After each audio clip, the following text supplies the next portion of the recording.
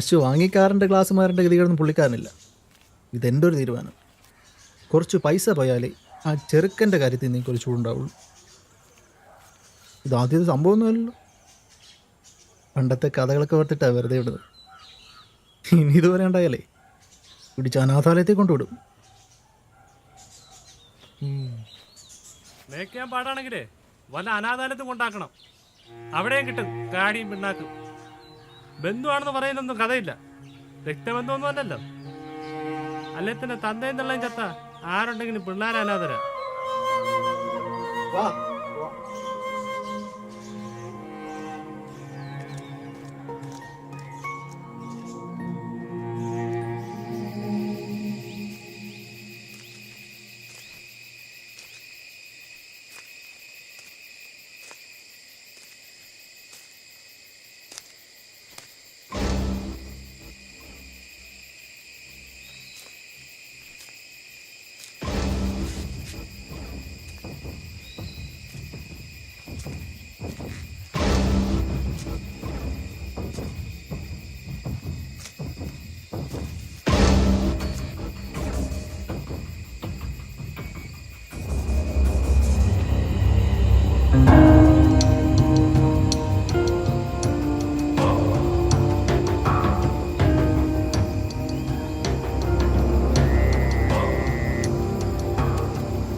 വിനയചന്ദ്രൻ, എനിക്കറിയായിരുന്നു നീ എൻ്റെ പിന്നാലെ ഉണ്ടെന്ന്.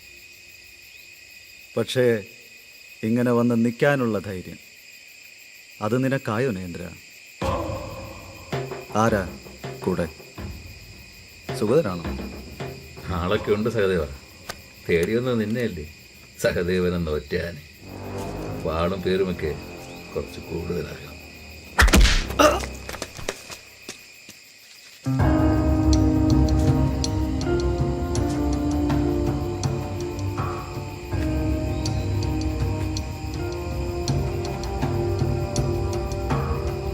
നിനക്കിപ്പോഴും എൻ്റെ പേടിയെ പറ്റിയ സംശയം. എൻ്റെ പേടി മാറി സഹദേവ. സഹദേവനെന്ന പേടി, ആ പേടി അത് ഞാൻ ഇന്നത്തോടെ തീർക്കും. ഉറപ്പുണ്ടോടാ? എന്നെ തീർത്ത തീരോ നിന്റെ പേടി? എനിക്ക് തോന്നുന്നില്ല. കാരണം നീ പേടിക്കുന്ന എന്നെയല്ല, എൻ്റെ ആശയങ്ങളെയാണ്, എൻ്റെ വാക്കുകളെയാണ്. അതിവിടെ കാണും വിനേന്ദ്ര. നിന്നെ പേടിപ്പിക്കും. അത് മതി എനിക്ക് ജയിക്കും. അത് പേടിയല്ല സഹദേവ. ഒരുമാതിരി അറപ്പോ വെറുപ്പോ അങ്ങനെ ഇതണ്ട. നമ്മൾ ഈ സ്ഥിരം നടക്കുന്ന വഴിയിൽ ആരെങ്കിലും കല്ലും മുള്ളും കൊണ്ടിട്ട് എന്തോ ചെയ്യും. ആദ്യം അത് പറക്കി മാറ്റും, പിന്നെയും കൊണ്ടിട്ട് പറഞ്ഞു നോക്കും, വിരട്ടി നോക്കും. അതും അങ്ങോട്ട് ഏറ്റില്ലേ ഒരുമാതിരി ചഞ്ഞി പിടിച്ച പോലെ അത് മാറിന് ഇങ്ങനെ അങ്ങ് തീർക്കണം. വെട്ടി വെട്ടി തീർക്കണം.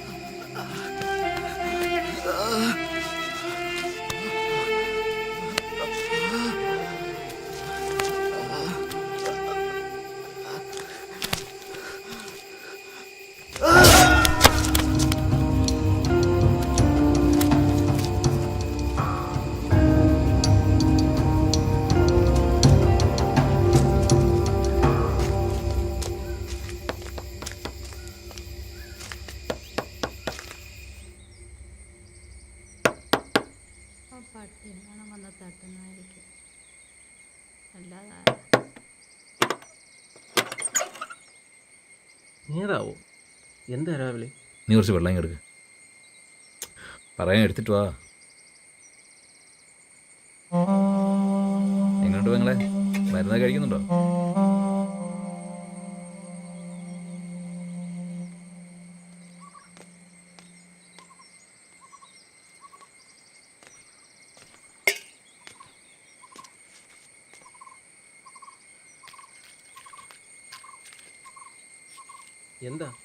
എന്തെങ്കിലും പ്രശ്നമുണ്ടോ?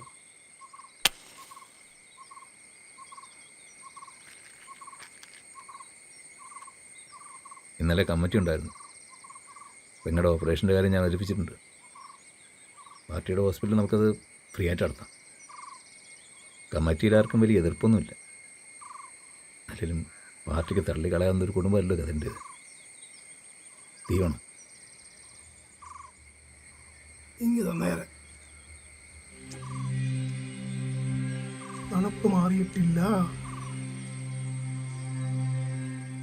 ഇന്നലെ കമ്മിറ്റിയിൽ മറ്റൊരു കാര്യം കൂടെ ഡിസ്കസ് ചെയ്തായിരുന്നോ? പാർട്ടിയെ ചോദ്യം ചെയ്യാൻ നാട്ടിലൊരുത്തനും വളർന്നിട്ടില്ല. ഇനി അങ്ങനെ ഒരുത്തം വളർന്നു വന്നാൽ പിന്നെ അങ്ങോട്ട് കൂടുതൽ വളരാൻ അനുവദിക്കുന്നില്ല. അതാണ് രീതി. അതിപ്പോൾ കൂടെ ഉള്ളവനായാലും ശരി, കൂട്ടിക്കൊടുക്കുന്നതായാലും ശരി, പാർട്ടിക്കൊരു നയമേ ഉള്ളൂ. അത് ചിലപ്പോൾ ചോര കൊണ്ട് അടിവരിട്ട് എഴുതേണ്ടി വരും. എന്തുവാ നേതാവ് ഇത്? ഇങ്ങനെ നീട്ടിപ്പരുത്തി പറഞ്ഞാൽ ഇവന് വല്ലതും മനസ്സിലാവോ? ഞാൻ പറയാം. നിനക്ക് സഹദേവനെ അറിയാമേ. അവൻ നമ്മുടെ പാർട്ടിക്ക് ഉണ്ടാക്കുന്ന പ്രശ്നങ്ങളും അറിയാം. അപ്പോൾ അതങ്ങ് അവസാനിപ്പിച്ചില്ലേ? പാർട്ടിക്കാണോ എൻ്റെ മാനക്കേട്? ഇന്നലത്തെ കമ്മിറ്റി നമ്മളത് ഡിസ്കസ് ചെയ്തു. ഇന്നിപ്പം വെളുപ്പാങ്കാലത്ത് നേതാവ് അത് ഭംഗിയായി നടപ്പിലാക്കിയിട്ട് വന്നേക്കും.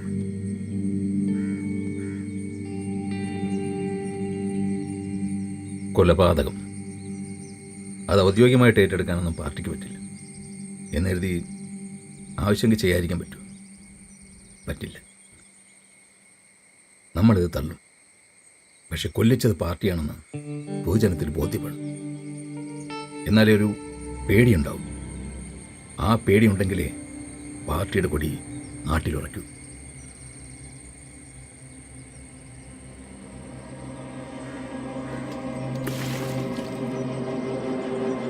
അത് നിങ്ങളുടെ വിശ്വാസം. പക്ഷേ യാഥാർത്ഥ്യം മറ്റൊന്ന്. പേടി കൊണ്ടുറപ്പിച്ച ഒരു കൊടിമരവും ആഴത്തിൽ വേരോടിയിട്ടില്ല. പിന്നെ സഹദേവൻ, അതൊരു ചെറിയ കാറ്റല്ല നേതാവേ, അതൊരു കൊടുങ്കാറ്റ. അത് വീശിയടിച്ചതിൻ്റെ മാറ്റം ഇവിടെ ഉണ്ടാവും. അത് പാർട്ടിയിലാണേലും നാട്ടിലാണേലും. വെറുതെ തർക്കിക്കാതെ കതിര, നീ കാര്യത്തിലേക്ക് വാ. എന്താണ് പ്രശ്നം? അത് പരിഹരിക്കാം. അങ്ങനെ ചിന്തിക്കുക. അല്ലാതെ വെറുതെ കതിര, പാർട്ടിക്ക് ആവശ്യം നിലനിൽപ്പാണ്. അങ്ങനെ നോക്കുമ്പോൾ നമുക്കെന്താണ്? അത് പേടിപ്പിച്ചാണോ പേണിപ്പിച്ചാണോ അതല്ല വിഷയം. നമുക്ക് പാർട്ടി മെമ്പർഷിപ്പുള്ള ഒരാളെ വേണം ഇതിൻ്റെ ഉത്തരവാദിത്വം ഏറ്റെടുക്കാൻ. അതാരാകണം? അങ്ങനെ ചിന്തിക്കുക. ഞങ്ങളാലോചിച്ചപ്പോൾ കതിരന് കാര്യങ്ങൾ പറഞ്ഞാൽ മനസ്സിലാവും. മാത്രമല്ല പാർട്ടിയെ കൊണ്ടിപ്പോൾ ആവശ്യമുണ്ട്. നിനക്കും പാർട്ടിക്കൊരു സഹായം ചെയ്യാനുള്ളൊരവസരമാണ്. മനസ്സിലാവുന്നുണ്ടോ? ഓപ്പറേഷൻ്റെ കാര്യം നേതാവ് ശരിയാക്കും. പക്ഷേ ജില്ലാ കമ്മിറ്റിയിൽ നിന്ന് മറ്റൊരു ആപ്ലിക്കേഷൻ ഉണ്ട്. അപ്പോൾ അത് തട്ടിയിട്ട് ഇതെടുക്കണമെങ്കിൽ നമുക്ക് എന്തെങ്കിലും സ്പെഷ്യൽ പറയാൻ വേണം. ചുരുക്കി പറഞ്ഞാൽ നിങ്ങൾക്ക് എൻ്റെ ഗതികേടിന് വിലയിടണമല്ലേ? അതിന് പാർട്ടിയുടെ പേരും കൂട്ടും. ശരിയാ, എനിക്ക് പാർട്ടിയുടെ സഹായം ആവശ്യമുണ്ട്. എന്ന് കരുതി ഒരാളെ കൊല്ലാനോ കൊല്ലിക്കാനോ ഞാൻ കൂട്ടി നിൽക്കില്ല നേതാവേ. കതിര, നീ ആരെയും കൊല്ലുന്നുമില്ല, കൊല്ലിക്കുന്നുമില്ല. പണി അത് ഞാൻ ചെയ്തില്ലേ, പക്ഷെ കൂലി അത് നീ വേണം. അതാണ് പാർട്ടിയുടെ തീരുമാനം. പാർട്ടിയുടെ തീരുമാനമല്ല, നിങ്ങൾ നേതാക്കന്മാരുടെ തീരുമാനം. പാർട്ടി എന്ന് പറഞ്ഞാൽ നേതാക്കന്മാർ മാത്രമല്ലല്ലോ. അറിയാൻ കതിര, നമ്മളാരെക്കാളും പാർട്ടി എന്താണെന്നും പാർട്ടിയോട് കൂറുള്ളതെന്ന് നിനക്കാണ്. അതുകൊണ്ടാണല്ലോ നമ്മൾ നിന്നെ തേടി വന്നത്. നീ ഇത് പാർട്ടിക്ക് വേണ്ടി ചെയ്യുന്നൊരു സഹായമാണ്. പാർട്ടി നിന്നെയും സഹായിക്കും. അത്രയേ ഉള്ളൂ. ബഹളങ്ങളൊക്കെ നടങ്ങുമ്പോൾ ഞങ്ങൾ നിന്നെ ജാമ്യത്തിലിറക്കും. അപ്പോഴേക്കും പെങ്ങളുടെ ഓപ്പറേഷൻ നമ്മൾ നടത്തും. വേണ്ട, അങ്ങനെ ആരെയും കുരുതി കൊടുത്തേച്ച് എനിക്ക് ജീവിക്കണ്ട.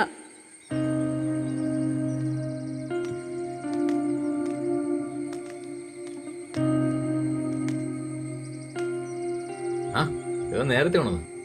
പെങ്ങൾ കുറെ കൂടെ വിവേകത്തോടെ ചിന്തിക്കണമെന്നാണ് എൻ്റെ അഭിപ്രായം. ജീവിതകാലം മുഴുവൻ ഈ കട്ടിലിങ്ങനെ നടന്നാൽ മതിയോ? നമുക്കെണീറ്റ് നടക്കണ്ടേ? അത് അവനെ കൊണ്ട് കൂട്ടിയാൽ കൂടുകയല്ല. അത് പെങ്ങൾക്ക് നല്ലതുപോലെ അറിയാം. എല്ലാം കൂടെ 7-8 ലക്ഷം രൂപയുടെ ഓപ്പറേഷനാ. അതാ പാർട്ടി ഫ്രീ ആയിട്ട് നടത്തി തരാമെന്ന് പറയും.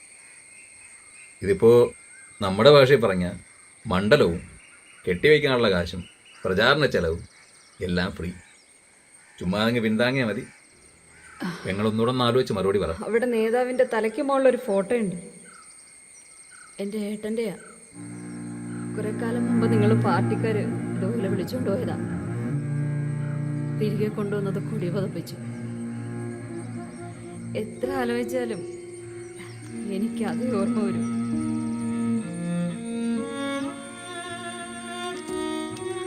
പേടിക്കാതെ, എന്തിനാ പേടിക്കുന്നേ? ഇപ്പോൾ ഞാൻ കൂടെ പോയില്ലേ പോലീസ് ഇങ്ങോട്ട് വരും. അതിനുള്ള പണി അവർ ചെയ്തിട്ടുണ്ട്. ഇതിപ്പോൾ നമ്മളായിട്ട് സമ്മതിച്ചാൽ ഈ ഓപ്പറേഷൻ എങ്ങനെ നടക്കും? പിന്നെ നിനക്ക് എണീറ്റ് നടക്കാമല്ലോ. അതോടെ ഈ കഷ്ടകാലം അങ്ങ് തീരും. ഞാൻ വരും ഓപ്പറേഷൻ കഴിയുമ്പോൾ. ദേ, അതുവരെ ഇവൻ നിന്റെ കൂടെ ഉണ്ട്. അമ്മയെ നോക്കണം കേട്ടോ. അച്ഛനൊരുമ്പ ഇനി ഉറങ്ങിക്കോ. അച്ഛൻ എവിടെ പോവാമ്മേ?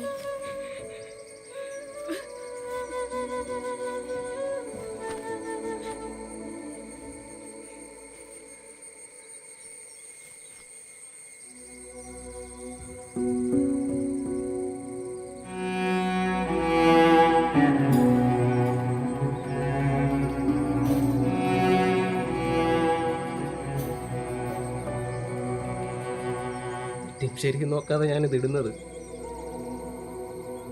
നിങ്ങൾക്ക് ജയിക്കാൻ വേണ്ടിയല്ല, എനിക്ക് ജയിക്കാൻ, എന്റെ ഗതികേടുകളെ തോൽപ്പിക്കാൻ. അകത്തെന്റെ ഭാര്യയും മോനുമുണ്ട്. അവരുടെ കണ്ണുനീരും കണ്ടുകൊണ്ടാണ് ഞാൻ പോകുന്നത്. പക്ഷെ ഞാൻ തിരിച്ചു വരുമ്പോ കാതിലൊടിച്ചോ, രാവിലെ പോലീസ് വരും. ആരൊക്കെ എങ്ങനെയൊക്കെ ചോദിച്ചാലും ഒരൊറ്റ ഉത്തരം: വ്യക്തിവൈരാഗ്യം. അത് മാത്രമാണ് കാരണം. വേണമെങ്കിൽ കടം വാങ്ങിയെന്നോ, തിരിച്ചു ചോദിച്ചെന്നോ, വീട്ടിൽ കയറിയെന്നോ, ഇഷ്ടത്തിന് കൂട്ടിച്ചേർത്തോ.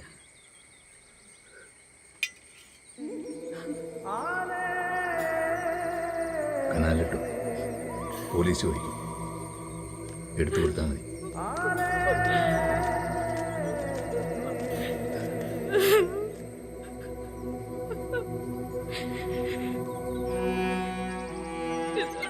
പ്രശ്നങ്ങളൊക്കെ തീരും.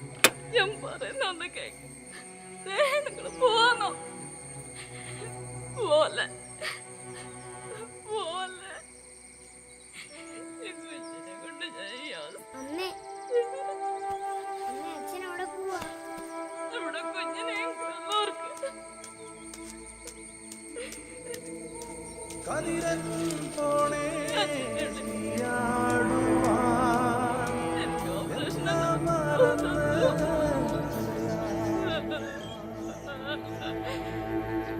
പകരം ചോദിക്കാൻ നീ ആരാടാ? അല്ലേ തന്നെ എന്തിൻ്റെ പേരില്? നിന്റെ തന്ത കാണിച്ച വിവരമില്ലായ്മയ്ക്ക് അയാളെന്ത് പിഴച്ചു? മേലിത് ആവർത്തിച്ച എനിക്കറിയാം എന്ത് ചെയ്യണമെന്ന്. മനസ്സിലായടാ? മനസ്സിലായി. എന്ത്? എനിക്കാരുമില്ല.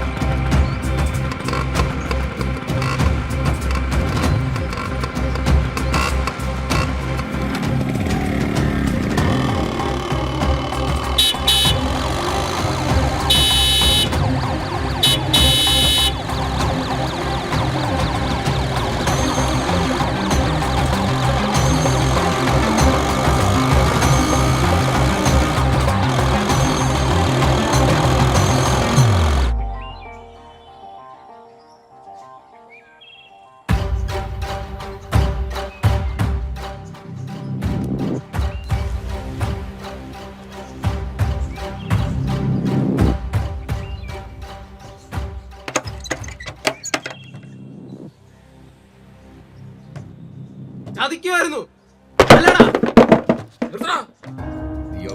സംസാരിക്കുന്ന ഓർത്തോ? സ്വന്തമാണെന്ന് കരുതി നെഞ്ചിലേറ്റി കൊണ്ടുവരുന്ന സ്ഥലം.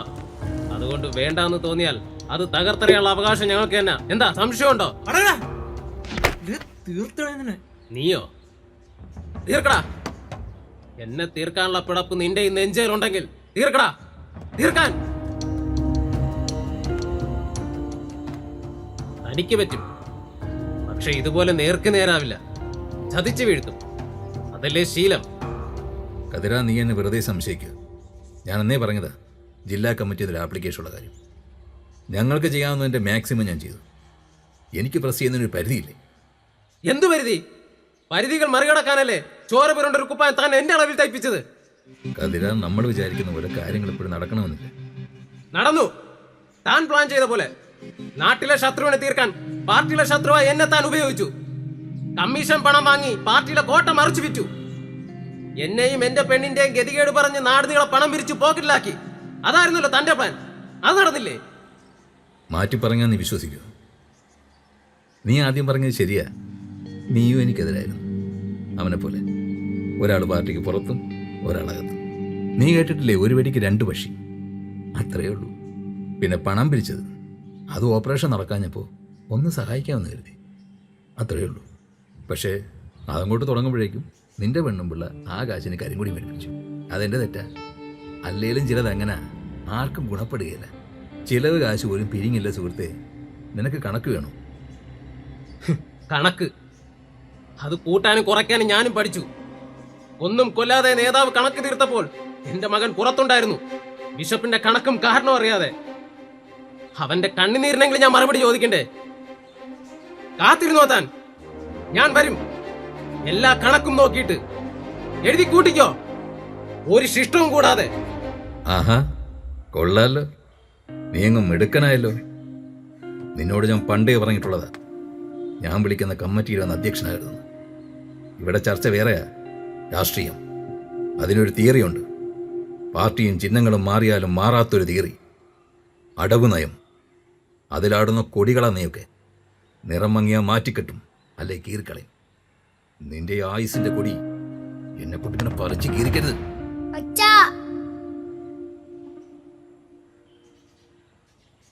ഓടാ, ചേർക്കിനെ പിടിച്ചോണ്ട്. താൻ ശ്രമിക്കേ, പക്ഷെ താൻ തോറ്റാൽ പിന്നെ തൻ്റെ കൊടി ഉയർത്തിക്കെട്ടണോ താഴ്ത്തിക്കെട്ടണോന്ന് ഞാൻ തീരുമാനിക്കാം.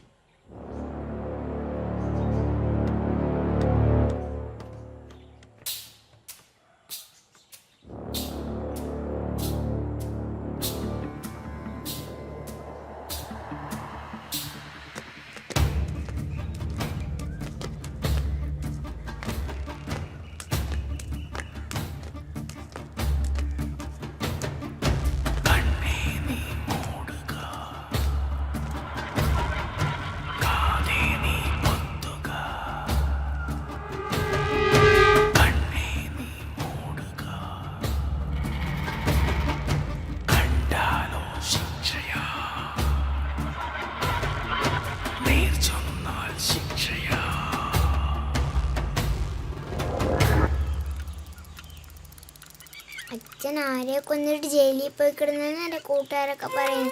പക്ഷെ അമ്മ പറഞ്ഞു അച്ഛൻ അമ്മയ്ക്ക് വേണ്ടി ജയിലിൽ പോയി കിടന്നു. ആണോ? അമ്മ പിന്നെ വേറെ എന്തൊക്കെയാ പറഞ്ഞു? ആശുപത്രിയിൽ പോകണമെന്നും ഓപ്പറേഷൻ നടത്തണമെന്നും ഒക്കെ പറയുന്നുണ്ടായിരുന്നു. അച്ഛൻ ജയിലിൽ പോകണ്ടായിരുന്നു. അപ്പൊ അമ്മ ഉണ്ടായിരുന്നെങ്കിൽ ഒരുപാട് സന്തോഷമായിരുന്നു. അമ്മ ഉണ്ടല്ലോ, അമ്മ നമ്മുടെ കൂടെ തന്നെയുണ്ട്. ദേ, ആകാശത്ത് നക്ഷത്രങ്ങളോടൊപ്പം നിന്ന് അമ്മ നമ്മളെ കാണുന്നു, നമ്മൾ പറയുന്നത് കേൾക്കുന്നുണ്ട്. സത്യം? സത്യം. മോനെ പഠിക്കാൻ പോകണമെന്നാ അമ്മ പറയുന്നത്. മോന് പുസ്തകവും ബാഗും ഒക്കെ അച്ഛൻ വാങ്ങിച്ചു തരും. മോൻ നന്നായി പഠിക്കണം, വലിയ ആളാകും. മോന് ആരാകണമെന്ന് ആഗ്രഹം. എനിക്കോ? അമ്മ എന്താ പറഞ്ഞറിയോ? ഇല്ല, അമ്മ എന്താ പറഞ്ഞേ? അമ്മേ, മോനോ, എൻ്റെ മോൻ പഠിച്ചു വലിയ മിടുക്കനാവണം. മോൻ പോലീസായാൽ മതി കേട്ടോ. എന്നിട്ട് നമുക്ക് ചട്ടമ്പികളൊക്കെ പിടിക്കാം. പക്ഷെ തെറ്റ് ചെയ്യാത്തവരൊന്നും ഒന്നും എൻ്റെ മോൻ ചെയ്യരുത്. ചെയ്യുമോ? ഇല്ലേ, വേണ്ട. എൻ്റെ മോൻ പോലീസാവണ്ട. പോലീസായ എൻ്റെ മോനും കണ്ണും ചോരയില്ലാത്തവനോ. എൻ്റെ മോൻ വക്കീലായാൽ മതി. അപ്പം നമുക്ക് പാവങ്ങളെയൊക്കെ രക്ഷിക്കാം. ഇല്ലേ, വേണ്ട. നീ വെറുതെ കള്ളത്തരമൊക്കെ പഠിക്കും. എൻ്റെ മോൻ അങ്ങനെ കള്ളത്തരമൊന്നും പറയരുത്, അതെനിക്കിഷ്ടമല്ല. നമുക്ക്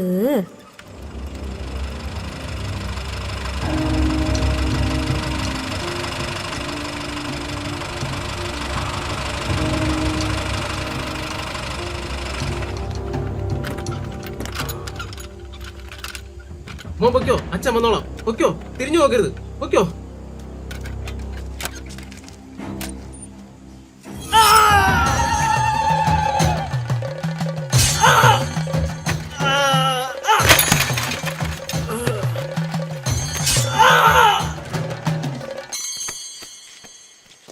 അച്ഛാ,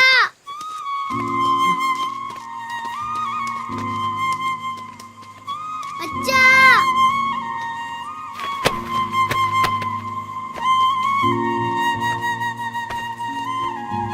അച്ഛാ എണീക്കച്ചാ. അച്ഛാ, അച്ഛാ എണീക്കച്ചാ. അച്ഛാ, അച്ഛാ എണീക്കച്ചാ. അച്ഛാ, അച്ഛാ എണീക്കച്ചാ. അച്ഛാ, അച്ഛാ, അച്ഛാ എണീക്കച്ചാ. അച്ഛാ, അച്ഛാ, അച്ഛാ.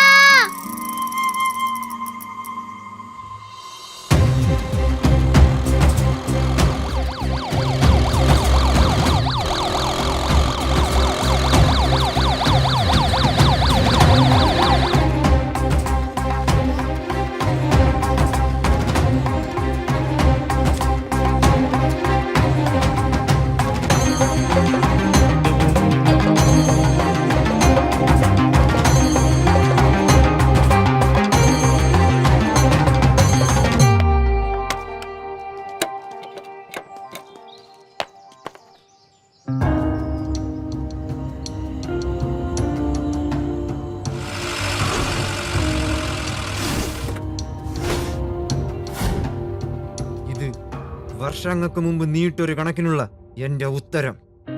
എന്റെ അച്ഛന്റെ ജീവൻ, അമ്മയുടെ കണ്ണുനീർ, ഇതിനെല്ലാം ഒറ്റ ഉത്തരമേ എന്റെ കയ്യിലുള്ളൂ: നിന്റെ ജീവൻ.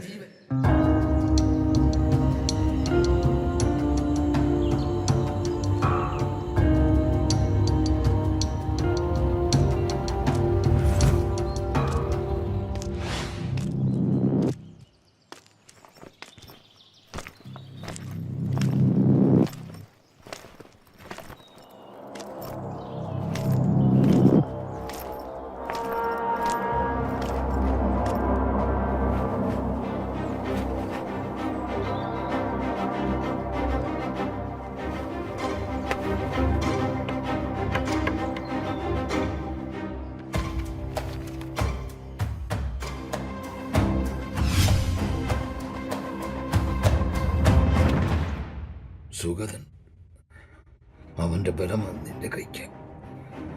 ആ,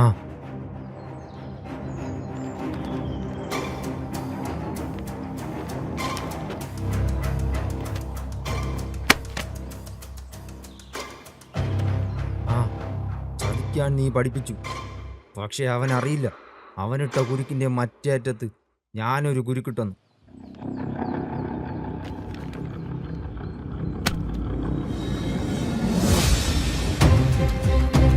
ഒന്ന് നിനക്ക്, മറ്റേത് അവന്.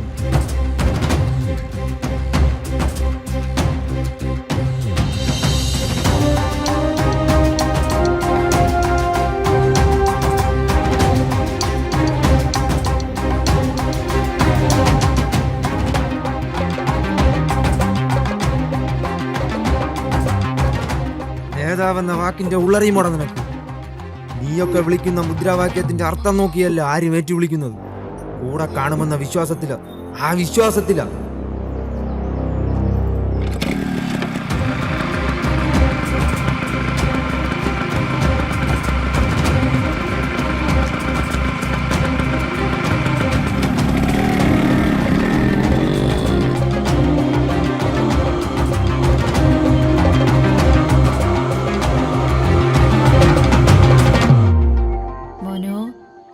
എൻ്റെ മോൻ പഠിച്ചു വലിയ മിടുക്കനാവണം.